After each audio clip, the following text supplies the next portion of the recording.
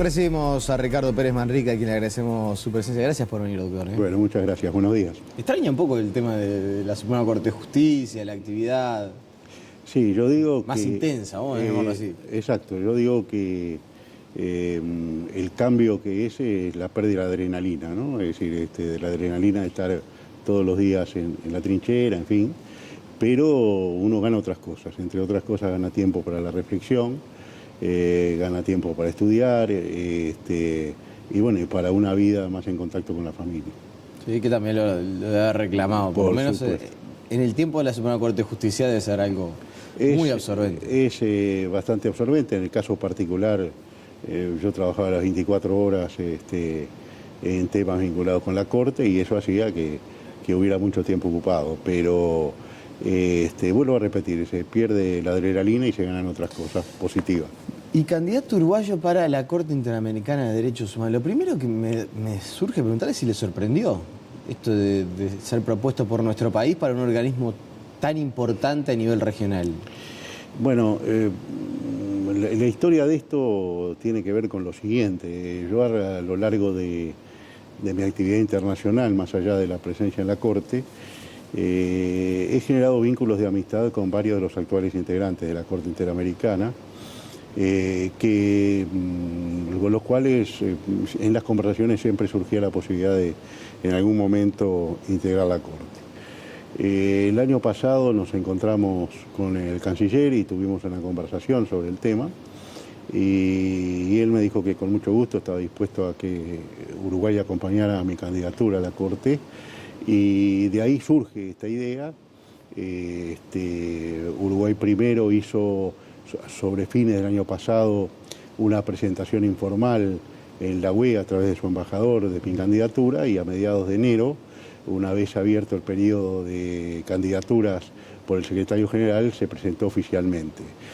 Son 3 cargos que se renuevan, el periodo es de 6 años con la posibilidad de una reelección y de esos 3 cargos han optado por la reelección 2 integrantes de la Corte, el actual presidente de México y un representante de Colombia, y por ahora somos 4 candidatos porque hay una candidata recientemente presentada por Bolivia y nosotros. Votan 20 países de la OEA, que son aquellos que aceptan la jurisdicción de la Corte. De esos 20 países el piso es la mayoría absoluta, o sea 11, y de ahí para adelante hay que ver la adhesión que tiene cada candidato. ¿Y cómo viene? ¿Se siente confiado? Esto muchas veces uno llega al momento de la votación, que es en junio, ¿no? Lo conversábamos recién fuera de la entrevista. ¿Llega más o menos con la idea de si corre con chances o no? Bueno, hay un dicho de Campito que a mí no me gusta perder ni a la bolita, ¿no? Obviamente, si no tuviera la esperanza de poder ser elegido, no haría perder tiempo, no perdería tiempo yo, pero fundamentalmente no le haría perder tiempo a la Cancillería en esto. Es una parada difícil, todavía no están todas las candidaturas presentadas porque hay un periodo de 90 días que termina en abril para presentar candidaturas, hay que ver cómo se dividen los votos. Yo lo que tengo claro que la Cancillería nuestra está trabajando muy bien, que hay votos que ya de alguna forma están atados a través de acuerdos, hay algún país que ha expresado por escrito su adhesión a mi candidatura. Hay 3 países que han expresado por escrito su adhesión a mi candidatura y se está trabajando con los otros y de hecho voy a estar viajando por la región de aquí a junio. Está previsto Buenos Aires, está previsto Santo Domingo y seguramente se van a agregar otros países en las visitas. Y para el que está del otro lado y que de repente no tiene demasiado claro, ¿por qué es importante que Uruguay esté representado? Más allá del tema suyo personal, ¿no? De decir, bueno, imagina, un recorrido muy amplio a nivel de la justicia, llegar a presidente de la Suprema Corte, bueno, todo lo que fue su actividad a nivel judicial aquí. Y me imagino debe ser un desafío y hasta un elogio. La posibilidad solamente de estar en la Corte Interamericana de Derechos Humanos. Ahora, ¿por qué para el país podría ser buena cosa? La Corte Interamericana tiene 7 integrantes. se pronuncia de manera contenciosa, fundamentalmente en litigios en los cuales aparece un Estado denunciado por una violación a la Convención Americana. Y después tiene las denominadas opiniones consultivas, en las cuales la Corte fija estándares de derechos humanos sobre determinados temas concretos que se han planteado. Por ejemplo, Uruguay planteó hace no mucho tiempo, hay una opinión consultiva del 2014 que es muy interesante, cuáles son los derechos de los niños en un contexto de migración. Y hay, es decir, esa fue una opinión consultiva pedida por Uruguay y todos los países fundadores del Mercosur, y se ha emitido un estándar de cuáles son los derechos de los niños en un contexto de migración. Yo creo que es importante para el Uruguay que haya un uruguayo allí. En toda la historia de la Corte, desde los años 60 ahora, solamente han habido 2 uruguayos que ocuparon este cargo, que son los doctores Gross Espiel y Alberto Pérez Pérez. Ambos venían de la academia. En el caso nuestro sería el primer caso en el cual alguien que viene del sistema judicial con una carrera judicial puede acceder a esto, lo que me parece importante, pero además esencialmente porque acá hay un documento base que es la Convención Interamericana de Derechos Humanos, que rige a todos los países de la región y que la Corte es el organismo de aplicación. Entonces, Uruguay, que es un país que hoy, si bien tiene la Secretaría General de la OEA a través del doctor Almagro, no tiene un lugar en el Sistema Interamericano de Protección de Derechos Humanos, integrado por la Comisión y por la Corte. Entonces, yo creo que Uruguay, con su prestigio, con su trayectoria internacional, en fin, tiene que estar en el sistema de protección y tiene que estar en la Corte. Y ese es uno de los argumentos que se están haciendo en la Cancillería. Ahora, es interesante porque tal vez no haya dimensión de nuestro país con el nivel de problemática que hay en derechos humanos en nuestro país. Es decir, la Corte tiene estudios temas fundamentales que no, como por ejemplo los derechos de los pueblos indígenas, por ejemplo todos los aspectos medioambientales. Es decir, la Corte acaba de sacar una sentencia por el cual le da protección judicial a los derechos económicos, sociales y culturales previstos en el artículo 26 de la Convención Americana, habiendo fallado en un caso de un despido injusto que se produjo en Perú, y además dicta opiniones consultivas, algunas muy polémicas, como la muy reciente de fines del año pasado, que se conoció este año, sobre la necesidad de que los países de la región legislen sobre matrimonio igualitario.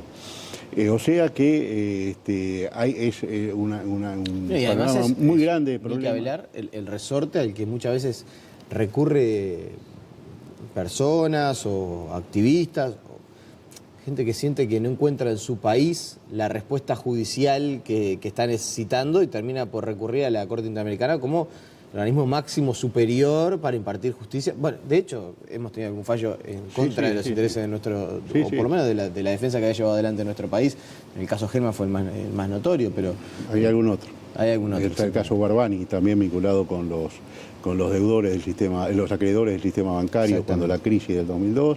Es decir, ahí está, ese es el tema. Es decir, se puede recurrir a la Corte Interamericana cuando se ha agotado la vía interna. Eso significa que la Corte actúa a posteriori del sistema nacional, por lo tanto yo siempre insisto en algo que es fundamental. Es decir, acá lo fundamental es el Estado de Derecho, la defensa de la libertad y la afirmación de la separación de poderes dentro de cada Estado. Es decir, en realidad lo que hay que procurar es que sean los propios Estados con sistemas judiciales independientes e imparciales los que puedan garantizar los derechos humanos.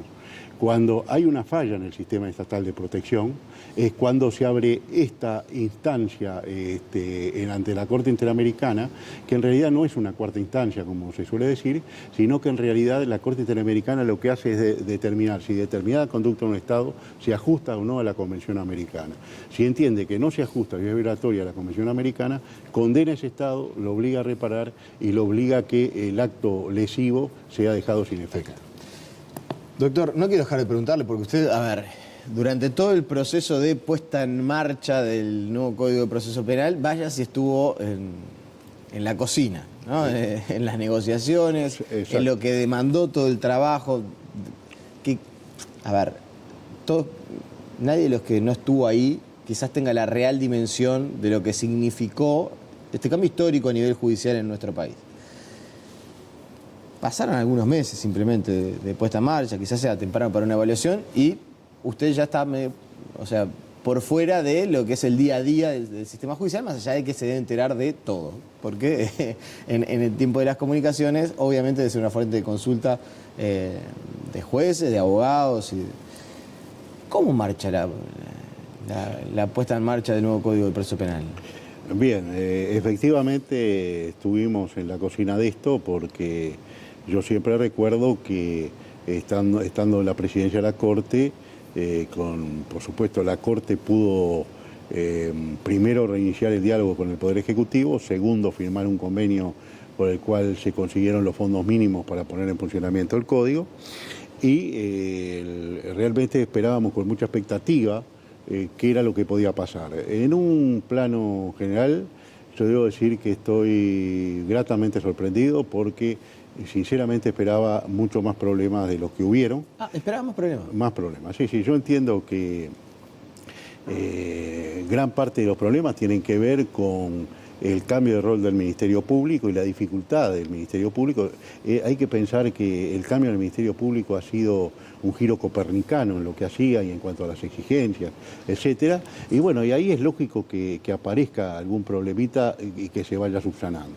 Creo que el Poder Judicial, dentro de sus posibilidades, ha cumplido bastante bien su rol. No veo algo que pasaba antes y que ha pasado en varios países, en los cuales haya una suerte de enfrentamiento entre el sistema judicial en general, ahora con una fuerte participación de los fiscales con la policía. Aparentemente hay un buen entendimiento entre la policía y los fiscales y eso permite que la cosa funcione bien. Yo lo que creo que hay que seguir haciendo ajustes que tienen que ver con recursos que oportunamente no llegaron, con capacitación, y hay una realidad de que hoy por hoy la cantidad de personas encarceladas es menor porque se ha acudido mucho a los acuerdos que están previstos en la ley ampliatoria del Código del Proceso Penal, es decir, a los procesos abreviados. Pues yo me acuerdo que lo hemos conversado, no solamente con usted, pero con otros actores del Poder Judicial. Yo preguntaba siempre eso. Cuando esté en marcha el nuevo Código del Proceso Penal, ¿va a haber menos gente presa, menos gente procesada? Y la respuesta generalmente era no.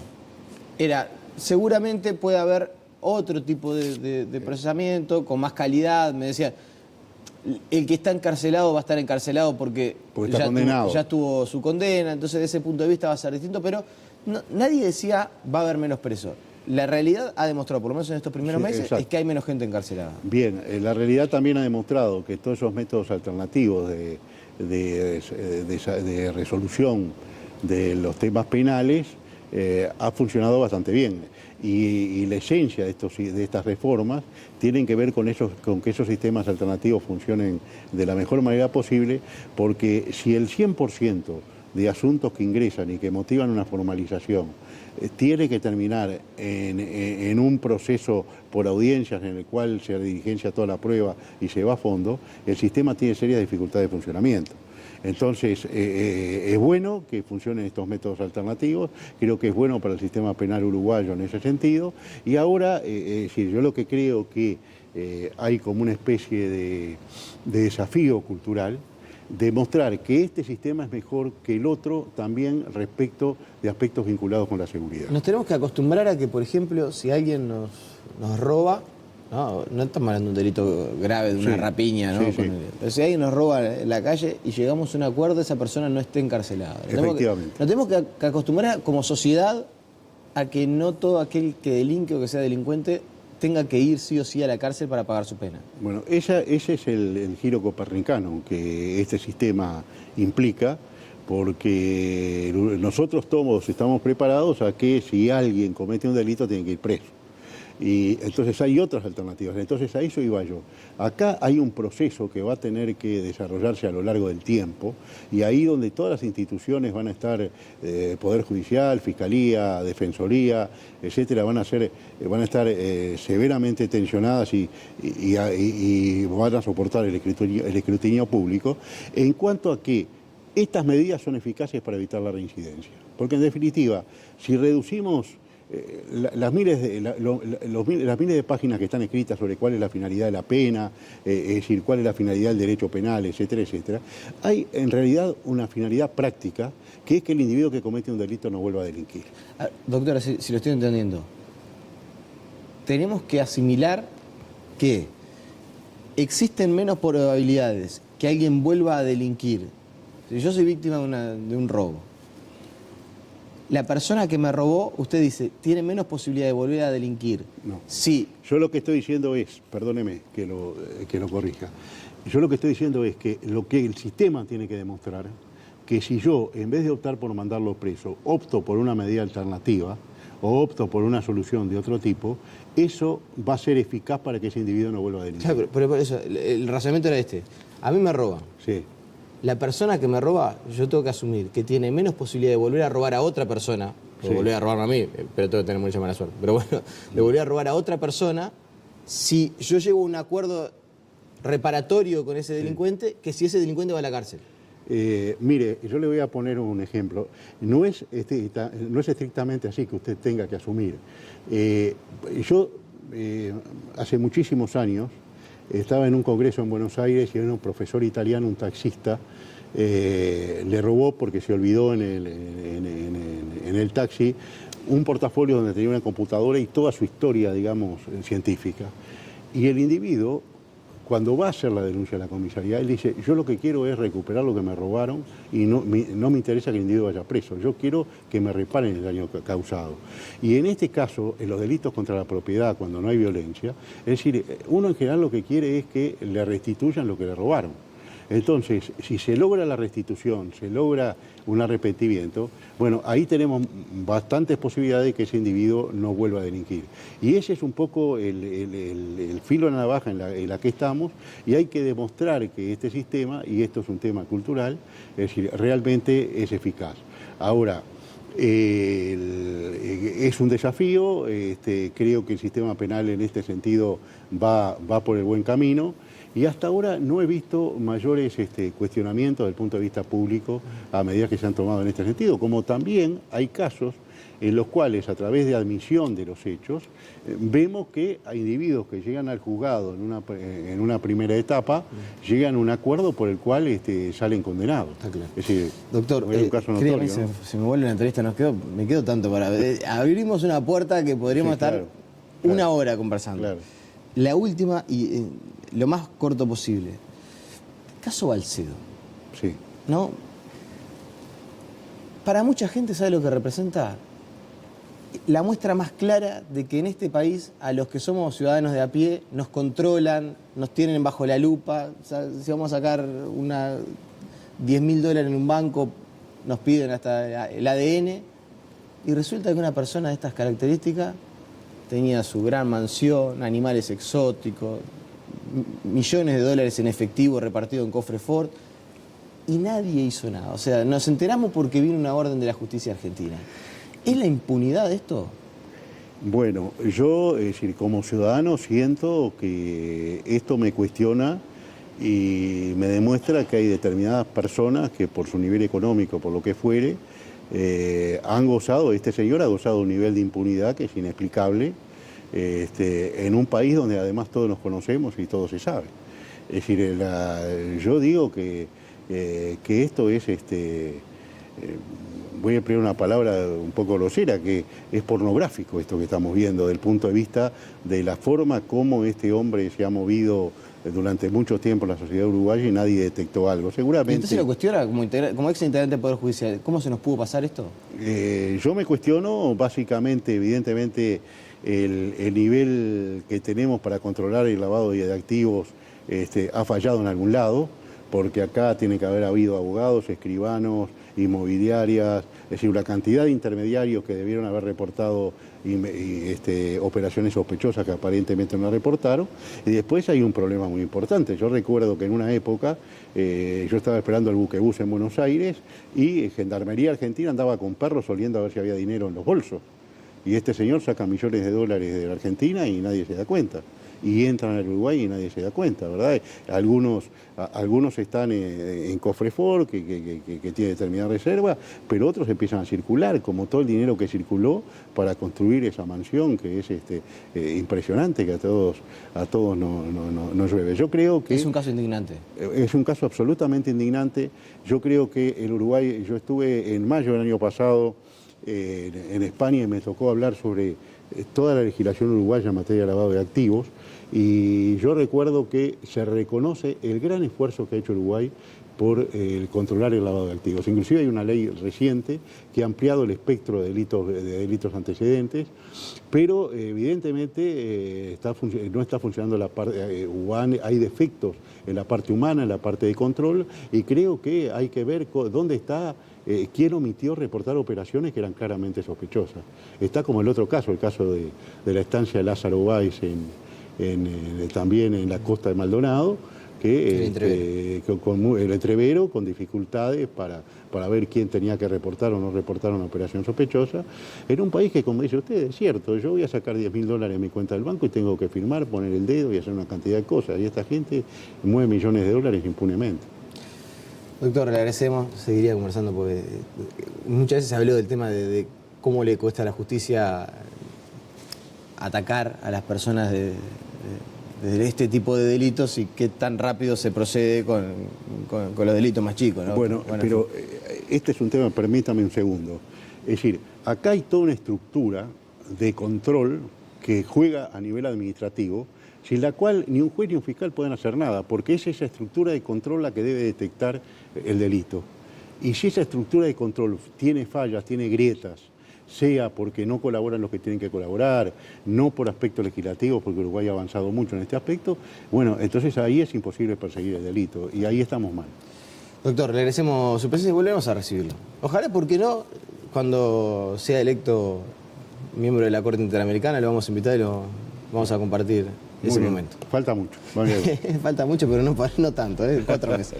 La pausa y seguimos con más noticias.